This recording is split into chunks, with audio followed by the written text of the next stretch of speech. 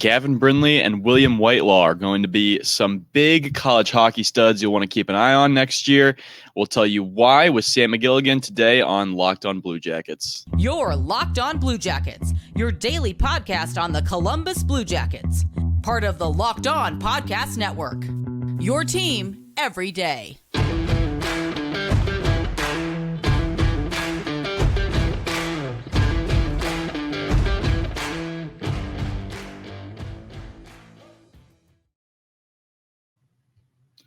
Welcome to Locked On Blue Jackets, part of the Locked On Podcast Network, your team every day. I'm your host, Hayden Heilshorn. With me in a second is my co-host, Jay Foster. We're here to talk about the good, the bad, and the ugly of your favorite team and ours, the Columbus Blue Jackets. Before we get started, we want to thank you all for making this your first listen every day.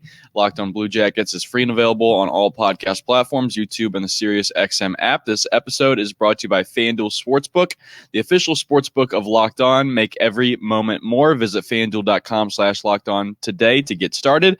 NHL draft analyst Sam McGilligan from SamMcGilliganSubstack.com was on our show today. He has been relentlessly studying the players in the entry-level draft pool this past year, so we'll hand it over to our conversation with him now. Yeah, let's move on to another one of my personal favorite players that I think I also manifested into the Blue Jackets drafting.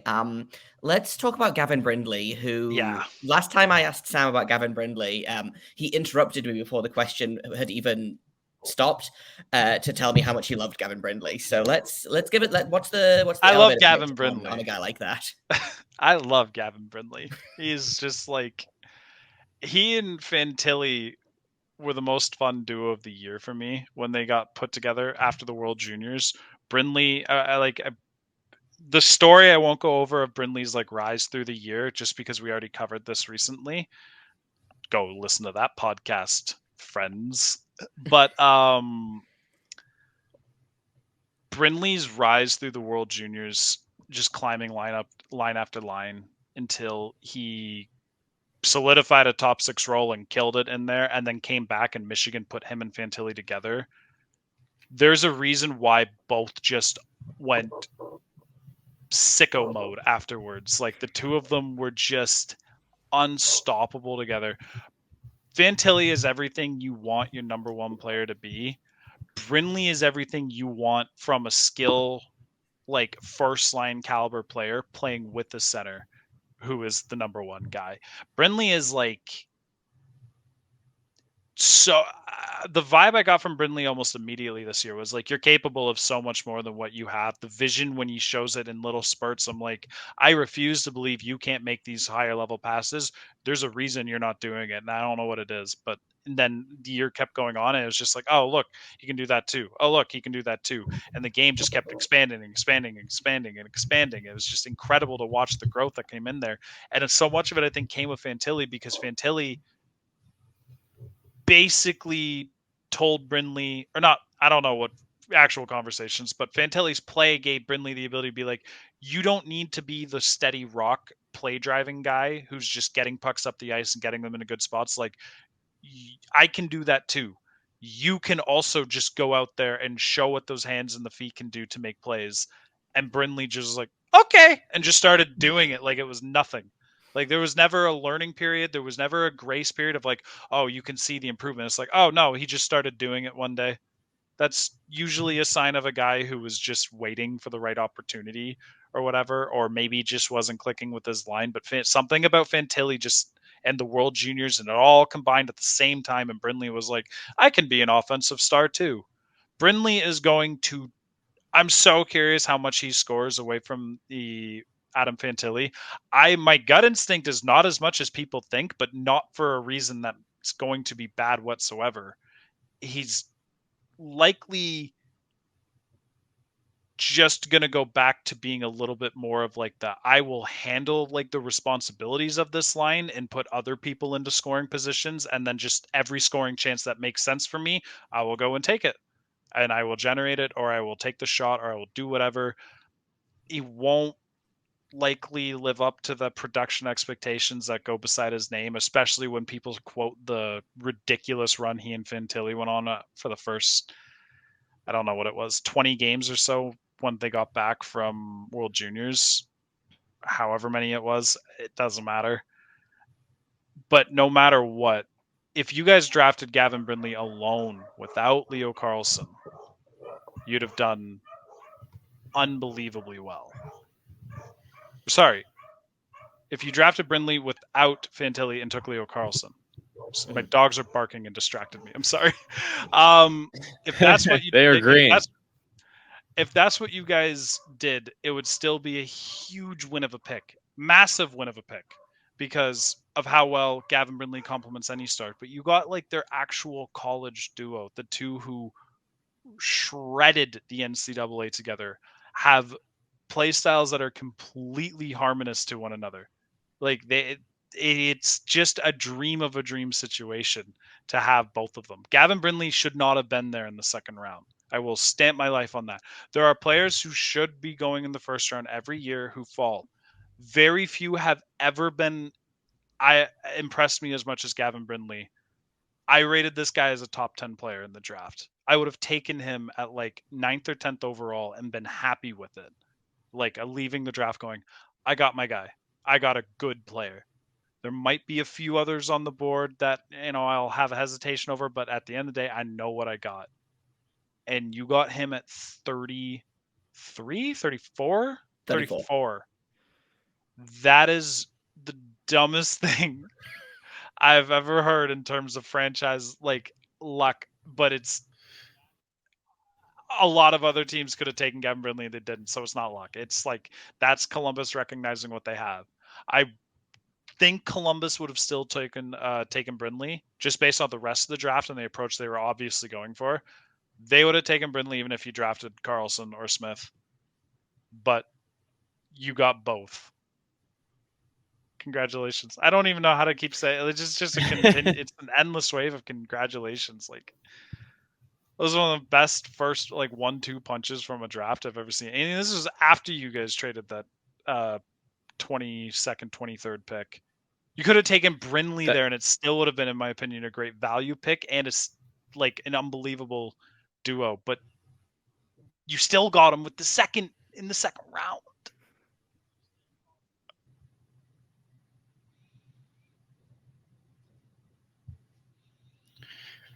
Before we get going with Sam McGilligan, we'll get back to him in a second. But first, I want to talk to you guys about FanDuel. Take your first swing at betting Major League Baseball on FanDuel and get 10 times your first bet amount in bonus bets. That's up to $200. That's right, just $20, and you'll land $200 in bonus bets, win or lose.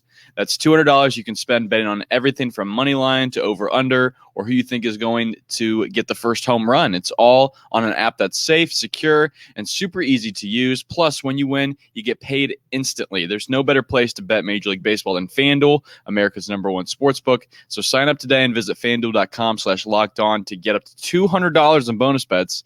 That's FanDuel.com/lockedon. FanDuel, the official partner of Major League Baseball.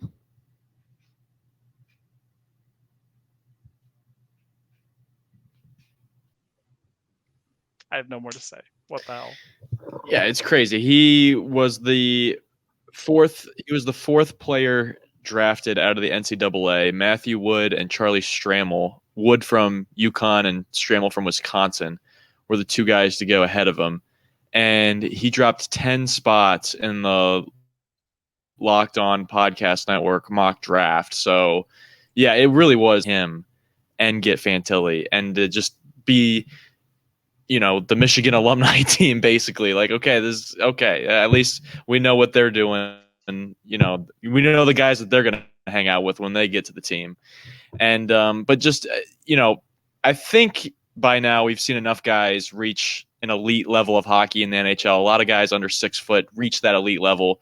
Guys like Panarin, Johnny Gaudreau, Brad Marchand, of all those guys that have been able to make it in the NHL as a quote-unquote undersized winger, do you see Gavin Brindley as one of those guys with that potential to make it? Yes. Gavin Brindley is as safe a small forward as you can draft. He plays against bigger athletes already and has proven that that's not a big deal with him because he Like he uses small guys who are strong and sturdy and good skaters with a lot of balance can use that to their advantage, but their ability, because it's a physics thing. Like you're underneath guys, you have a lower center of gravity, you have natural strength advantages. So maybe your muscles aren't as toned, maybe you can't lift as much in a weight room or something like this. And maybe if in a physical, like standing against each other just face to face, you would be weaker. But on hockey skates, when you were underneath the player and you have the ability to lift up with your center of gravity lower, if you have the strength to pull that off and still, play hockey at the same time, which Gavin Brindley does for sure, proven like Gavin Brindley can do this, you are very likely going to be fine in the NHL to some extent. He will, like all the other small guys, find himself in situations where the bigger guys just maul him, and it's like, well, there's nothing he could have done there. But Brindley is pretty self-aware of this and is, like most small players, don't like getting mauled. But unlike other small players who were like, I won't get mauled because I'll dangle through everybody, Brindley was like, hell no, don't want to do that. Will just make the one smart pass before the pressure even gets to him more often than not. Like he plays so in tune with the pace of the game that he's often just not even in a position where he can get overly just mauled. When he's against the boards and he can generate that inside positioning with his back on somebody protecting the puck, he will do better than you think. Some guys will likely just maul him anyways and push him down illegally. There's not a whole lot you can do for that other than hope that the ref calls them. Maybe once in a while they will.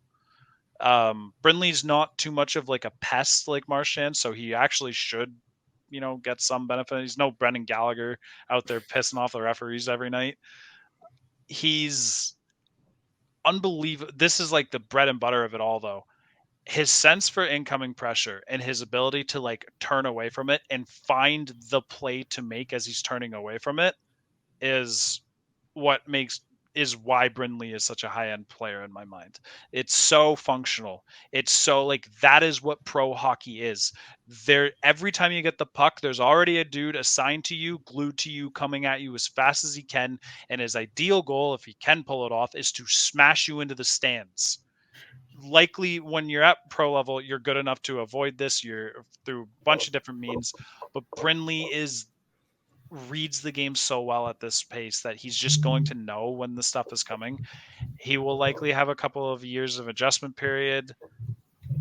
He's also not going to be here anytime soon. He's not coming this year. He probably shouldn't come next year either. Give him 2 years. If Cole Caulfield can go 2 years in college, Gavin Brindley, it doesn't boast that same broken level of offensive upside because Caulfield's shot is made from a bazooka. But Brindley's playmaking, Brindley's vision, Brindley's ability to carry the puck, Brindley's ability to help in transition, Brindley's ability to read the play defensively, get involved without, sacrificing transitional opportunities. Everything all happens when it should when Gavin Brindley plays. You don't ever watch him and go, why are you doing that? Nothing. That never happens. That's so rare with prospects. It's a litmus test for whether you can immediately tell someone's game translates to the pro. How often do you ask yourself, why are you doing that? I don't know how many times I asked that with Brindley, and almost the few times I did, it was all why are you trying that? That's not your game. Why are you even trying to venture into there? But then he'd play the rest of his game just as he normally does. And it's every 18-year-old's gonna make plays that just go against their strengths because they're 18 years old. They're not pros yet. Hockey's still a game at the end of the day. So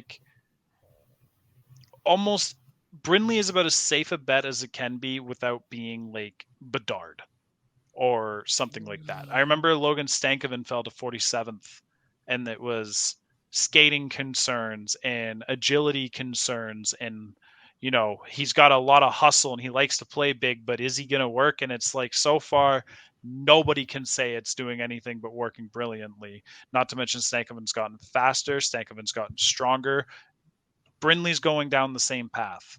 They're not exactly the same type of players when they have the puck, but that's not the part that anyone's ever been concerned about with either of them. It's the projectability of it, and the same habits are found within both of them. Brindley will be just fine. I'm almost more excited about Brindley than Fantilli. I think because Fantilli is like a known quantity. Yeah. I feel like Brindley could be something that we don't really know yet, and that's really exciting to me. But I want to kind of go back a little bit. You talked about how they probably take Brindley even if they don't take Fantilli in the first round, but like you've got to think that the benefit of picking teammates or line mates like these guys is, 1,000%. It's not on the same level of Vancouver taking Henrik and Daniel Sedin in the same draft. But like I get like almost Paul Kariya, Timu Solani vibes from Fantilli and Brindley of two guys that have just been stuck together and have done amazing things. So like I feel like you can't underestimate the benefit of Columbus recognizing these two guys play well together. Let's just go out and get them both. Yeah, 1,000%. It brought if there ever was a tiebreaker, it broke when they got Fantilli. There were other players who I absolutely think have arguments. I personally thought Brindley was best player available going into day 2, like easily. Andrew Crystal and a few others were equally as exciting, but I know why the NHL was a bit more skeptical on them. With Brindley, I was shocked. Not shocked because he is, small and small guys fall, but I was like, if any small guys to be taken early, it's going to be Brindley, and he just kept slipping. If there ever was a tie, if there was another player, it didn't matter when Fantilli was picked because I almost guarantee it became Brindley at that point, because unless they had there's no way they would have taken someone's teammate over a guy they had ranked a tier ahead of Brindley. So they obviously had Brindley in the highest tier available at the very least and went with him. Either way, it doesn't really matter. I don't want to go out of this world crazy with Brindley just because he doesn't blow the game open with his hands and his feet to the same extent that some of the other more young, exciting players are. Not through a lack of ability or a lack of vision. He can, and when they happen, their moments are amazing. But he has a mentality very clearly that's very supportive, and like, I will do everything for the line that helps it out. All the small details, all of these things matter like crazy. Those guys often become those middle six players that every team loves. Brindley has the upside for more. Whether sometimes it really comes down to whether they just get the attacking mentality, like every time they get the puck, I'm like, I'm going to kill this defense every time. Like you leave me the tiniest bit of gap and I will exploit it for everything I can. Brindley might not have that level of just dog in him, for lack of a better phrase. Like Fantilli undeniably has that. But ultimately it doesn't really matter because chances are they're going to be playing side by side. And Brindley is, I'm saying middle six, third liner guy as like a, let's not put the cart before the horses kind of deal. But like, my bet is Brindley is a top 6 winger. Even if he's a second line winger, that's a second line winger who will be playing on the first line because he'll fit so seamlessly with Fantilli to begin with. These guys are one of those duos that when they play, they're more than the sum of their parts. Brindley is elevated by Fantilli. Fantilli is elevated by Brindley. They are both amazing players in their outright.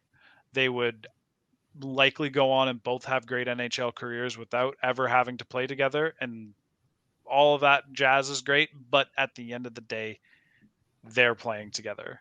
The Columbus is going to try them together. Mike Babcock might not because he hates happiness, but he's going to be fired by the time that these guys are all like by the time these guys are entering their prime. So I don't know what to say about it beyond get excited. Don't lock them in for a Hall of Fame duo is probably where I'll go with this. Like, don't make the statue. Don't make the statues or anything yet, but like, get excited. There's no reason to not get excited. And if you'll know before they're in the NHL, if there's a reason to not be as excited as you were. But at the time of the draft, it's as winning a selection as you could have possibly made. I'm about as high on Brindley as you can find. I think quite a number of people would be like, all right, don't get too crazy with Gavin Calm Brindley down a little bit, yeah. But like, I just love what I've seen from this guy all year long. He plays every bit of hockey the way that I would want my team to play in a theoretical world where I had that much control over how an NHL team plays.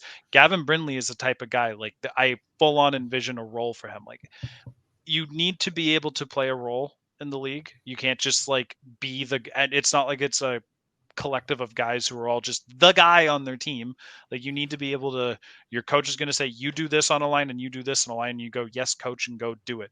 Brindley can do it. That's the difference between him and Perron and Crystal and all the other small guys that were slipping through that everyone was like, well, that's my small guy for the draft. It's like, okay, Brindley is the one who you know for a guaranteed fact can play an NHL coach's role as they want, at the pace they want, with all the habits they want, already guaranteed, while still having the upside that the other guys have.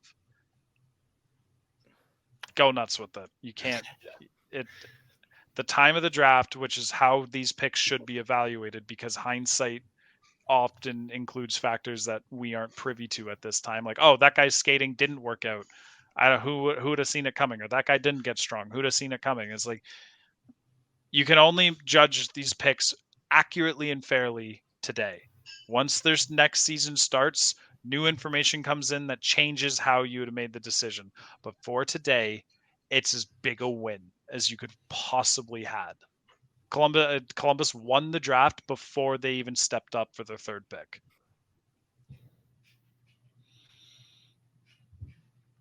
We'll get back with Sam McGilligan in just a second. But first, I wanted to take this moment and thank the everyday listener for tuning in and making this your first listen every day. Again, Locked On Blue Jackets, free and available on all podcast platforms, YouTube, and even the Sirius XM app. You can find us there. But again, appreciate the Locked On listeners who, the everydayers who come in and comment and leave interesting discussion points in our comment section on YouTube, who leave feedback on our iTunes page. We really, really appreciate you guys, and everybody from the Locked On Podcast Network.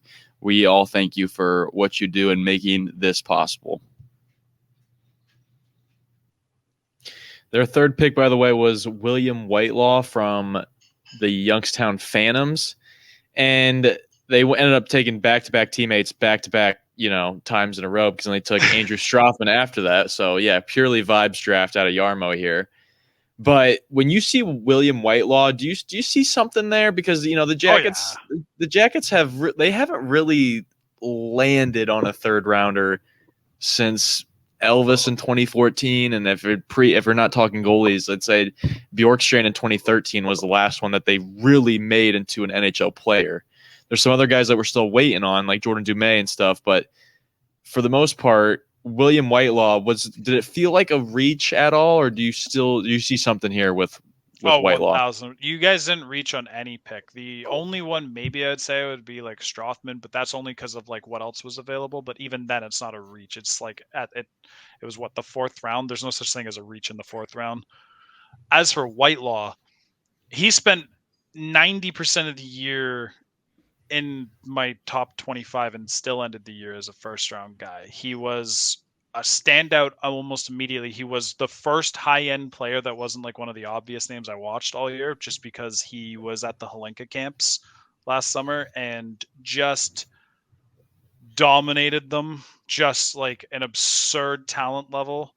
He is actually, just putting these pieces together now, I have had more than one person I do very much trust say there's little hints of like a Gaudreau in him. I don't want to start saying you guys got no. Let's temper expectations here. This one is like, I got 3 statues ready to be made already. Like the Whitelaw pick is born from the same mentality that got Johnny Gaudreau in whatever round he was picked. I believe it was the 4th. It's like when you're at this point of the draft, there are very, very, very, very few high-end, undeniable talents left.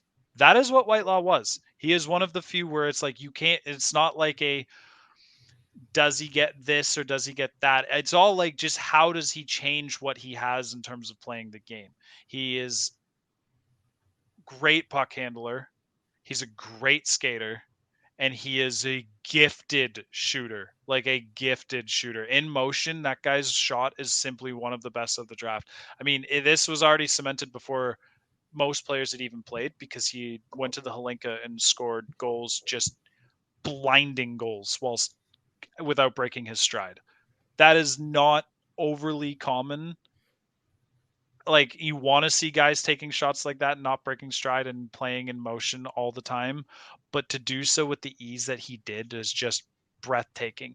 He's technically, and I say technically because I wouldn't say he is, but he is technically a triple threat guy. Like, he can carry at a high level to the point where that's a threat you have to pay attention to. He could pass at a high enough level where that's a threat you have to respect, and he can shoot at a level where if you ignore it, he's going to just score on your goalie, and your goalie's going to be mad. The problem is I don't always felt like these tools came together so seamlessly. Like, one doesn't feed off the other. Like, if you're a triple threat, you're trying to get into spots where, like, the team is like, crap, if we guard him this way and he passes, we're screwed. But if we guard him this way and he carries, we're screwed. Like, we lost before he got into this position. We should have never let him get here. Whitelaw's thing is, like, he's not always getting into those positions yet. That's the hardest part. That's where, like, a lot of the talent guys who are supposed to become NHL superstars and slip through the draft, don't become superstars. It's like, can they get into their spots with the defense how they want it, and can they execute from that point? Because a guy like Whitelaw, when he's in these spots and he does get in that, the defense is toast. They don't know what to do. He's so silky smooth and deceptive with everything. Like, that's the theme of the draft, everybody. They drafted the silky smooth, skilled, deceptive players that often become high-end guys. Like, that's why Columbus's draft is being so hyped. Whitelaw was like the guy to snag in the later rounds, because most people expected him to be there in the third. This was like, from what I heard, it was like, he's not a top 64 guy.